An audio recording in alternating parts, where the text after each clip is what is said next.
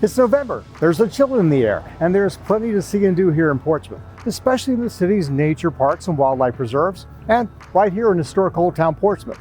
We'll tell you what's happening this November, right here, right now, on this episode of Portsmouth Now.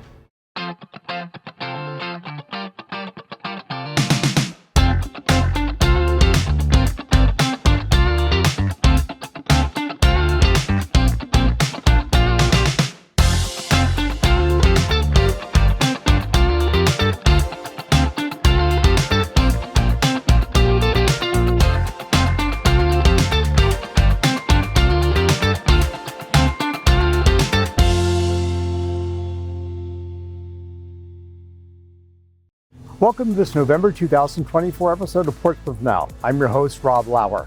As our first guest today, we're very happy to welcome back Diana Uchek, the Executive Director of the Portsmouth Humane Society, to tell us about the work of this most valuable nonprofit organization. Diana, welcome back to Portsmouth Now. Thank you.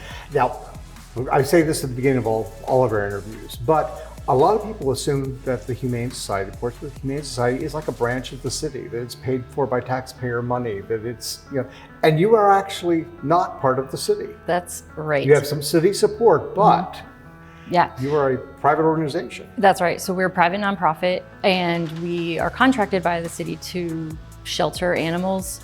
The state requires that each locality has an animal shelter somewhere for the animals to be safe when they're displaced. And in the state of Virginia, there's actually only 13 nonprofit shelters that are contracted with their city or county to run the shelter. And it's a beautiful relationship. We do work very closely with animal control and the Portsmouth Police Department. We always see them dropping animals off that they find. But yeah, we are always working very hard to raise funds for the animals and be a responsible nonprofit as well. So you're really in volunteer help, volunteer money, volunteer anything.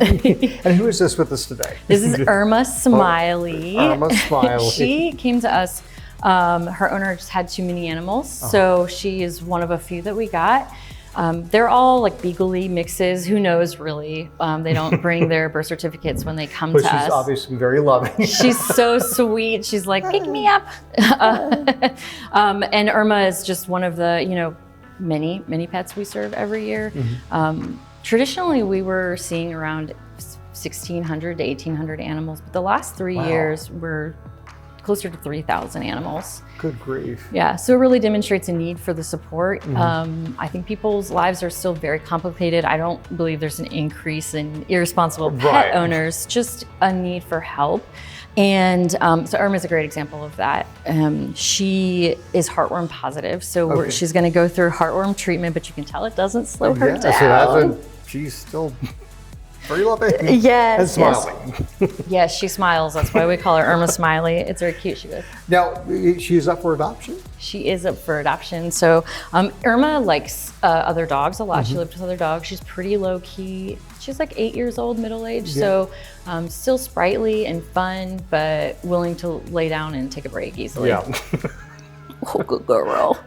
Okay, well, now there's a myth going around, that's been around, that basically come Christmas time, come the holiday season, do not get pets. Because the myth is people get pets and by New Year's Day, the kids have lost interest and the pets are neglected or abused. Yeah, I've heard that one too. Yeah, and it's actually not true. That's right.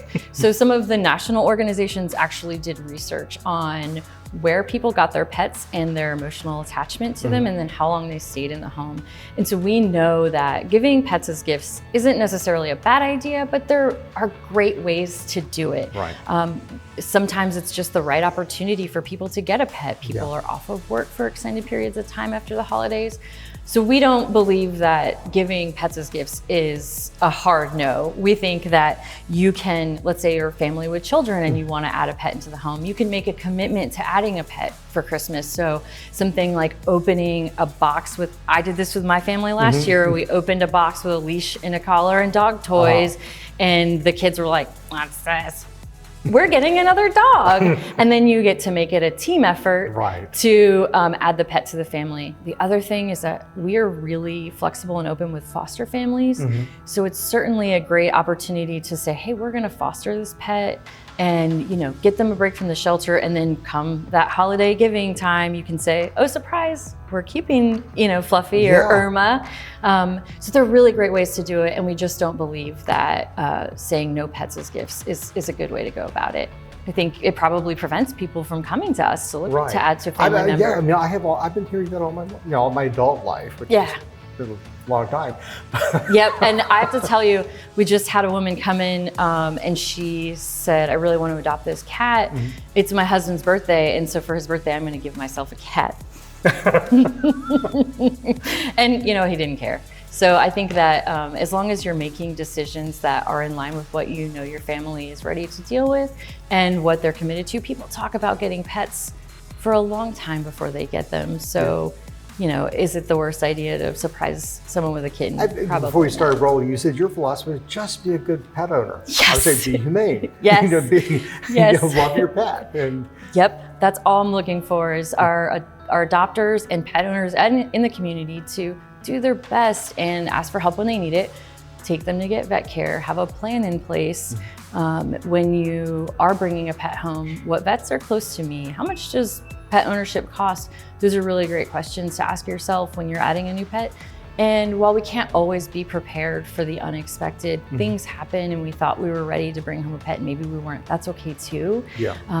But all we're asking is that people are great pet owners, and that's it. That's not that much to ask, I don't think. That's great. Now, you mentioned the work of the Humane Society, and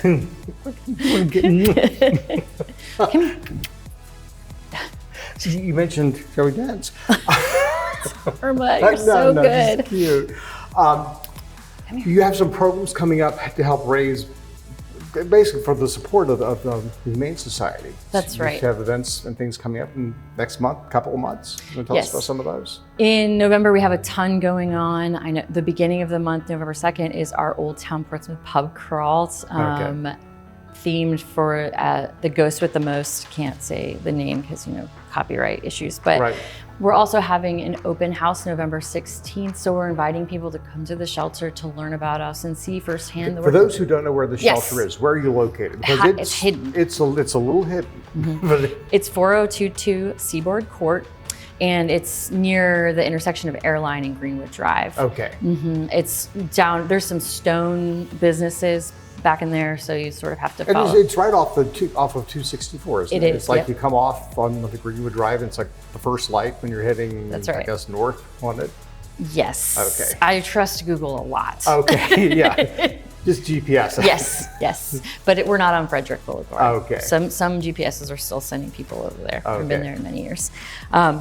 So yeah, we're over off of Greenwood and Airline, and we're really easy to find. And we're open every day from 12 to 5 for adoptions, except for Tuesday, of course. But our office is open. People really don't know this. Our office is open every single day from 8 a.m. to 5 p.m. If they've lost a pet, if they've found a pet, if they have general questions, our office is open, and we're there for people if they need something. Okay. So the event, you say you have having an event there then in November? Yes, so November 16th, we are going to, it's from 3 to 6 p.m. and we just want people to come in and see the work that we're doing. We're gearing up to do some pretty significant repairs in the building.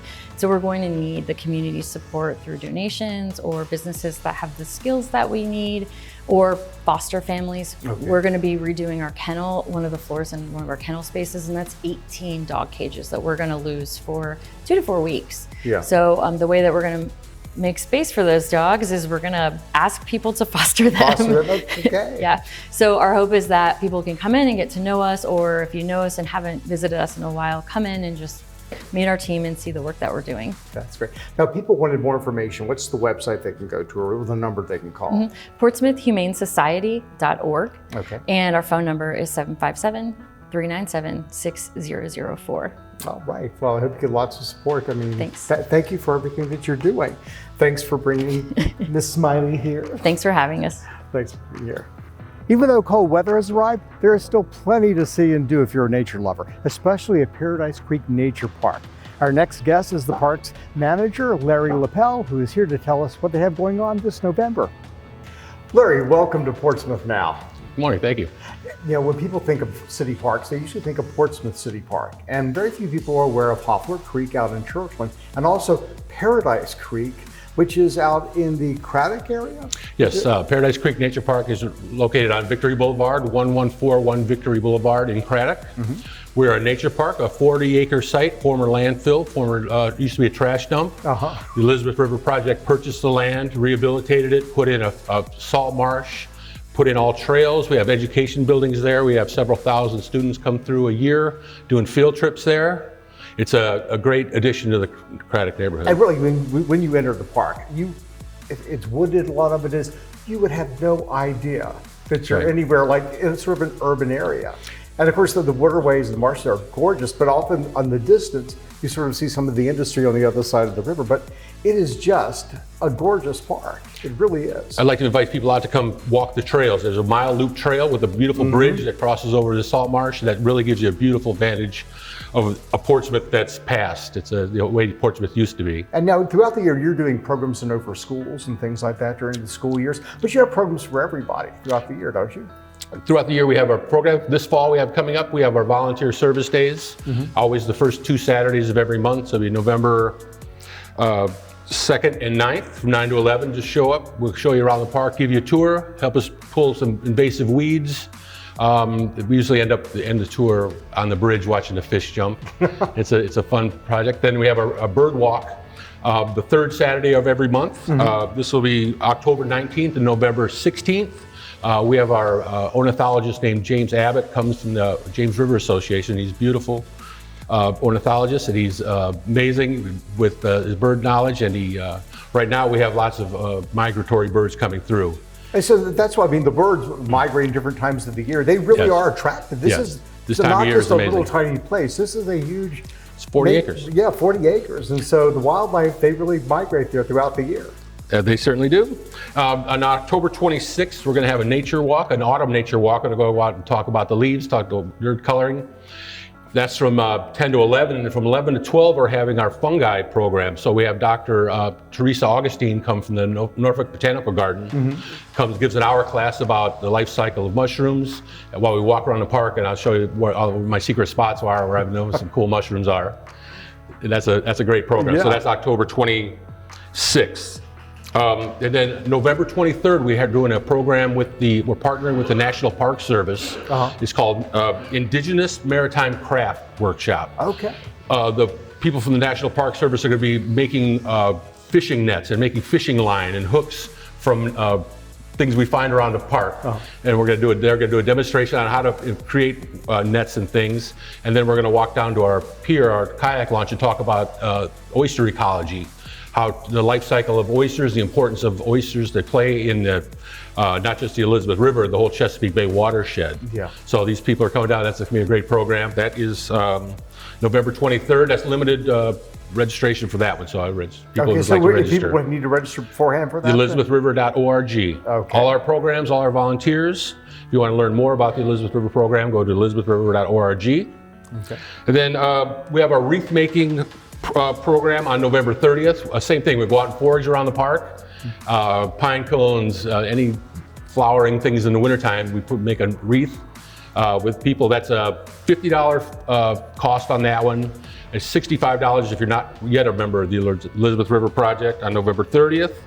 And then we have our Nature Explorers program, which is a program designed for 4 to 8-year-olds. It's a real hands-on program where they go out to the butterfly garden with butterfly nets, and they take out magnifying glasses and look at bugs, and it's down to the kayak launch and with the net.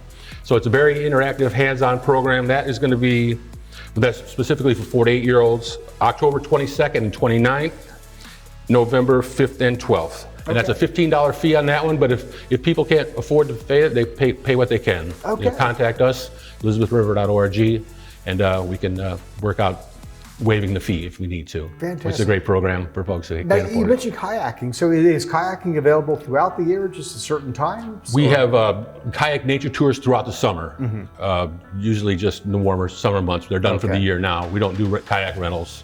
Only nature tours. Okay. Could someone bring a kayak there? Absolutely, yeah. Our kayak launch is fully ADA accessible. Okay. Beautiful roll-on kayak launch. You can explore the marsh there in the park. Then you explore beautiful Paradise Creek outside of the park. Now, my understanding is you also have an educational facility, a classroom there. We've got a brand new classroom. Okay, if there are educators watching this and they would be interested in finding out about bringing their students to, Absolutely. Do they just contact? Absolutely, contact our educational department at elizabethriver.org. Set up either a field trip where we do workshops with teachers to learn about how to teach the marsh ecology and how to teach what we do at the Elizabeth River Project. So, speaking of the Elizabeth River Project, they were the power behind all of this. Tell us a little bit about your work and what they're doing. So the Elizabeth River Project, our goal is to restore the health of the Elizabeth River the best way possible through partnerships in the community, government, landowners, homeowners, and business. We work with homeowners to restore shorelines. We put in oyster reefs. Okay. That's the biggest thing we do around the area is restoring the oyster population. Obviously, the oysters are the superstars of river restoration. But we will work with the homeowner to take out maybe a bulkhead and replace that with natural grasses and put it in a more eco-friendly habitat in their yard. And we partner with businesses throughout the area to make sure they're doing the right thing as far as the river goes. We have our new Ryan Resilience Lab over on Colley Avenue in Norfolk, which is a state-of-the-art facility that's going to be doing marsh education that's open now to the public. It's beautiful, all native plantings. The Ryan Lab has all native, same as Paradise Creek Nature Park. We have all native plantings throughout the thing. That's kind of our goal, is to pull out the invasive species, replace them with native species. So we carried that over to the Ryan Lab. They're doing the same, which is a great addition to the Colley Avenue area. Yeah. Now, how long has the Elizabeth River Project been in existence? I believe it's at 30 years now. 30 years now. Yes. Now, what was the condition? I mean, having grown up around here, most of us just take it for granted. There's the river, there's the bay, there's plenty of, oysters and shrimp and all that. The aquatic life is safe and sound, but that really was not the case 30-some years ago, was it? No, especially in the southern branch of the Elizabeth. It was considered dead. It was highly polluted. Shipyards and creosote factories throughout the years were dumping things in the river. People filled in the marshes over the years to make them productive land. They didn't realize all the benefits we have. They reduce flooding. They clean our water. They provide lots of services. They provide homes for animals and fish. There's lots of things that these marshes do that maybe back in the day we didn't understand what they provided to us, and now we're restoring. We do understand now, because people are much more ecologically, aware. And thanks to Elizabeth River Project, I guess some of the businesses and organizations you're cooperating with, you really have made a difference. Thank you. Appreciate that. So anybody wants to get involved, elizabethriver.org, volunteer with us, and come to work with us. Okay. Whatever you want to do. elizabethriver.org. Yes, sir. Fantastic. Well, thanks for joining us. And if you have not checked out Paradise Creek, check it out. It is a beautiful location. You will not be sorry. I'm guaranteeing you'll be going back there very often. Thanks, Larry. Thank you. Our next guest is Mark Palamarchuk, the Director of Portsmouth Parks and Recreations, to tell us about special events taking place throughout the month of November. Mark, welcome back to Portsmouth Now. Thank you for having me again, Rob. So it's November. What events, places, programs does Parks and Recreation offer this month? Well, I always say that fall is a fantastic opportunity to get outdoors in the city of Portsmouth. We have a lot going on throughout the city for all ages and abilities. Starting off, I would say, take a visit to Hoffler Creek. It's one of our hidden gems in the Churchill area of the city. It has walking trails, it has kayak launches, and it's the best place to get away and just find some peace and quiet. It's beautiful out there, and it really is a hidden gem. They also have things, I think, like nature walks and bird watching and programs going on throughout the year. They do. Fall, they step it up even more. They have some fall foliage walks. They have yoga in the park, along with some additional bird watching opportunities. Great. Yes. Paradise Creek is also another one of our local gems that a lot of people aren't really familiar with. It is over off of Victory Boulevard by the Jordan Bridge. And they have a lot of activities going on this month as well. Walking trails, kayak launches, different programs that they are taking nature and making things out of. So, kids and families can go and collect these little pieces of nature, and one week it might be making a wreath, other weeks it might be making door knockers. They have something for everyone. That's great. And of course there's City Park too. City Park is one of my favorite places to be. Not only do we have all of the regular amenities like the playgrounds, the picnic shelters, the walking paths, but we also have our very own Holiday Nights in the Park event that starts at the end of the month. Okay. And this is where we take our Pokey Smoky train and we have it lit with hundreds of thousands of Christmas lights. So you can go and ride the train at nighttime on Fridays and Saturdays and take advantage of that very unique holiday adventure. That's fantastic. All right. Anything happening in the centers, various recreation centers throughout the city? Yes, right now is a very busy time for us. We have our basketball registration going on for youth and for adults. We have our instructional program division offering all kinds of classes, from carpentry to STEM classes to sewing to creative design. There's something really for everyone.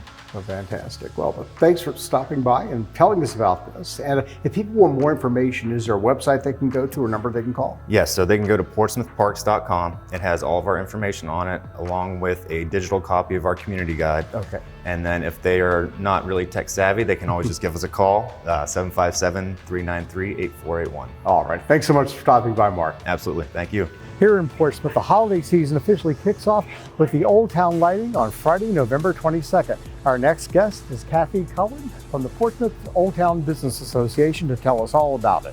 Kathy, welcome back to Portsmouth Now. Hi, Rob. Thanks for having me. Oh, glad to have you. Now, you're here to tell us about one of the big events all year round, which is the Old Town lighting. Yes. The holidays are officially welcomed in. Yep, and it's going to be a big one this year. We've changed it up a little bit. So on November 22nd, we'll have the whole Old Town Holiday Light event. And it is a free event, it's kid friendly. We will have our tree lighting as part of it, but there's many more things also we added. It's going to start right here at 5 in the Middle Street Mall, where we'll have, the tree will be up but not lit. We'll have costume characters walking around, children's activities, fairy hair, face painting. We'll have gingerbread men and assorted elves walking around for photo ops. And at 6:15, the snow will start falling.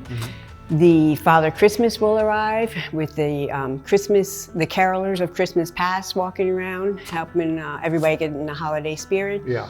The snow will start arrive. Father Christmas will escort in the Snow Queen and the Sugar Plum Fairy, and the Christmas tree will be lit. But that's not the end. Oh, because I went last year. Yes. That was great just in and of itself. Yes, that's a big event. Yeah. But we're going to continue this up High Street this year.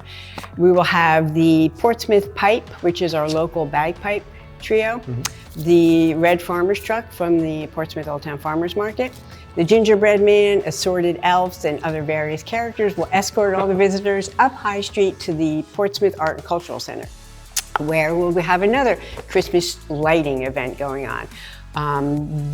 In that courtyard, the Old Town Arts and Music Chorus will entertain the visitors with the 12 Days of Christmas. We'll have a little entertainment by Cindy Lou and the Grinch, and the Old Town Christmas Chorus will debut their first holiday Old Town song that they've just written for this event. And then at the end of that, the Pack Courtyard will be lit up in all its Christmas Now glory. later on, Pack hosts the Coleman's Winter Wonderland, but that's not open there. But the outside courtyard will be lit up that night. It's There'll be trees and lights all over. Yeah. And that's not also the end. Okay. After that, around 7:30ish, the entourage will then escort visitors up High Street again to the corner of Green and High, where we will have another Christmas illumination display on. Christmas trees, we'll have marshmallow roasting pits for the kids, and the pièce de résistance, Santa will arrive by fire truck. Okay. He will be escorted off the fire truck and down into his Christmas igloo, and our local photographer Lee Deere with Mobile Photo Labs will be taking pictures of the children with Santa. The first 50 pictures will be free to all the kids. And all our characters will be also there for photo ops and marshmallows, and that will be the It's Friday, November 22nd. November 22nd from 5 here at the Middle Street Mall area, and we'll end around 8:30 up at the corner of Green and High. Historic Old Town is beautiful anyway. Yes. And now, so many people in Hampton Roads had never been here. Right. They come here for the first time, they're bowled over. That is a good night to idea. visit. This is such a wonderful event Yes, to come and to. at the same time, Monumental Church will have its Coleman Nativity scene set up. So that will be open from 5 to 8 with cider available, hot cider. Anderson will have the Don Comer in their courtyard playing, and they will also have hot cider and cookies available to the visitors. This really is a fantastic event. Yes. And Hampton Roads, even with all the history that we have here, the historicity of the homes in Old Town and the old buildings, and then this wonderful holiday event, there really is nothing else like it in the area. No, it's very Norman Rockwell. It really is. Yeah. It really is. And I think people would just say, if they haven't been here, and if they have not been here to one of these, they're going to be shocked and overwhelmed in a really great way. I agree. That's what we're hoping for. Yeah. Now, you also have another event that the Old Town Business Association is sponsoring the following Shop weekend. Small Saturday. Yes, that's the following Saturday. That is November 30th. And that is to kick off the holiday season. So we do Small Business Saturday. And that's from 10 to 1 here in Old Town. You can stop here at the Visitor Center. The Old Town Business Association will have their welcome tent set up. Okay. And the first 50 shoppers will receive a swag bag to take with them. And then all our business will have their little Christmas shopping going on, specials, little Christmas gift ideas to encourage people to shop locally. Yeah. And these are great small businesses too. Yes, really yes. We have, again, like I said, things. 18 shops all the way up and down High Street. Also, in addition to that, Cure has their Cure Coffee House has their Shop Small Market going on that same day from 8 to 2, which features vendors and crafters, gift ideas from all over Hampton Roads. They'll have in the coffee house. Next door to that, Bloom Market has their 23 vendors that also highlight all of Portsmouth. So all their vendors are from Portsmouth. All their handmade crafts are in there. They'll be available for your Christmas shopping. All right. So this is Small Business Saturday. Yes. This is the day after Black Friday. Yes, exactly. So, November 30th. The farmers market will be going on also with 65 vendors out there. Yeah. So you can get all your shopping done that Saturday. And even at the farmers market, there are things like jams and preserves. Yes, lots of nice They make Christmas great gifts. Yep, for Christmas. they do, yeah. All right. Well, thanks for coming out and telling You're us welcome. about this. So be sure to check out Small Business Saturday. That's the Saturday of Thanksgiving week. And be sure to check out the Old Town Lighting on Friday, November 22nd. It is a fantastic event. It will really get you in the holiday spirits. Check it out. That's it for our show today. If you'd like to find out more about any events featured on today's show or any other events taking place in Portsmouth, simply log on to www.portsvacation.com and then come to Portsmouth, where if you give us a day, we'll give you a vacation. I'm Rob Lauer. From all of us here at Portsmouth Now, we wish you and yours a happy Thanksgiving. Be sure to join us in December for our annual holiday episode of Portsmouth Now.